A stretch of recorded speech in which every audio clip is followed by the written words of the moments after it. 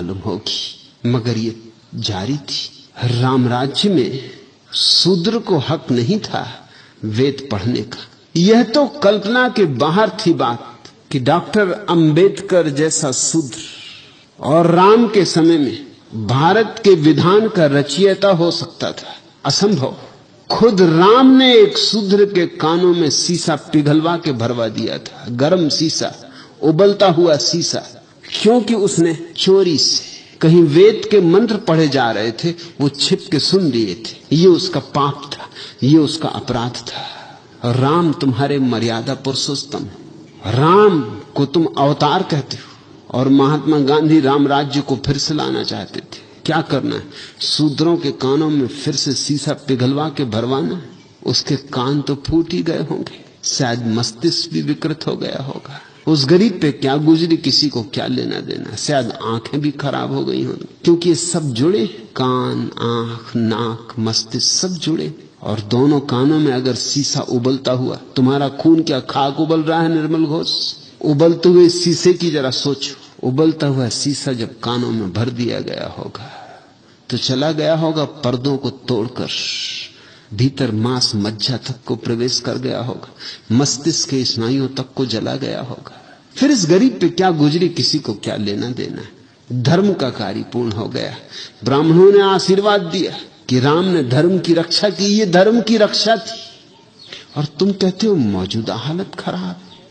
युधिष्ठिर जुआ खेलते फिर भी धर्मराज थे, और तुम कहते हो मौजूदा हालत खराब। आज किसी जुआरी को धर्मराज कहने की हिम्मत कर सकोगे? और जुआरी भी कुछ छोटे मोटे नहीं, पत्नी तक को दांव पे लगा दिया। एक तो ये बात ही अशोभन है, क्योंकि पत्नी कोई संपत्ति नहीं, मगर उन दिनों यही धारणा थी, स्त्री संपत्ति। उसी धारणा के अनुसार आज भी जब बाप अपनी बेटी को विवाह करता है तो इसको कहते हैं कन्यादान। क्या गजब कर रहे हो? गाय भैंस दान करो तो भी समझ में आता, कन्यादान कर रहे हो? ये दान, स्त्री कोई वस्तु है? ये असभ्य शब्द, ये असंस्कृत हमारे प्रयोग शब्दों के बंद होने चाहिए। अमानवीय है, अशिष्ट है, असंस्कृत है। मगर युधिष्ठिर धर्मराज थे और दांव पर लगा दिया अपनी पत्नी को भी। हद का दीवानापन रहा होगा, पहुंचे हुए जुआरी रहे होंगे, इतना भी होश ना रहा, और फिर भी धर्मराज धर्मराज ही बने रहे।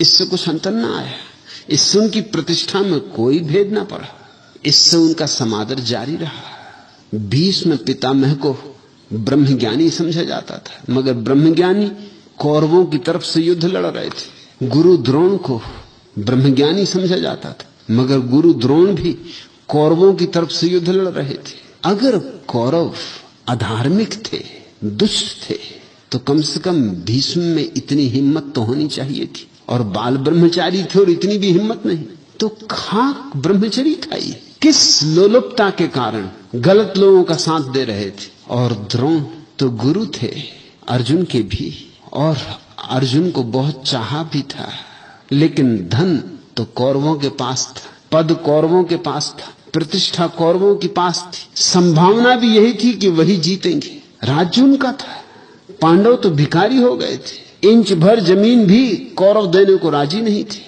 और कसूर कुछ कौरवों का हो ऐसा समझ में आता नहीं।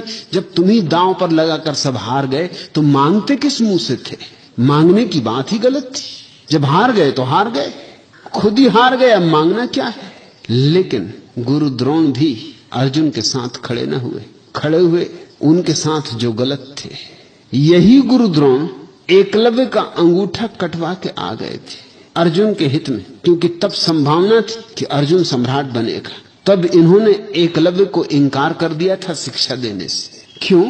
क्योंकि शूद्र था। और तुम कहते हो मौजूदा हालात बिल्कुल पसंद नहीं। एकलव्य को मौजूदा हालात उस समय की पसंद पड़े होंगे। उस गरीब का कसूर क्या था? अगर उसने मांग की थी, प्रार्थना की थी कि मुझे भी स्वीकार कर लो, शिष्य की भांति मुझे भी सीख